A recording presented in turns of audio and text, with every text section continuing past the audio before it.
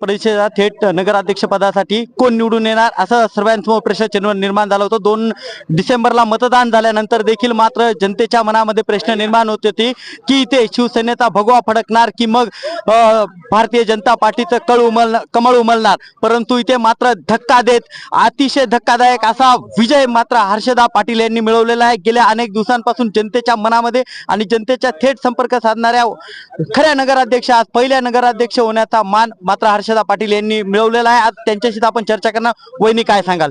नक्कीच हा विजय माझा नसून हा माझ्या सर्वसामान्य यशवंतनगरीतील जनतेचा आहे।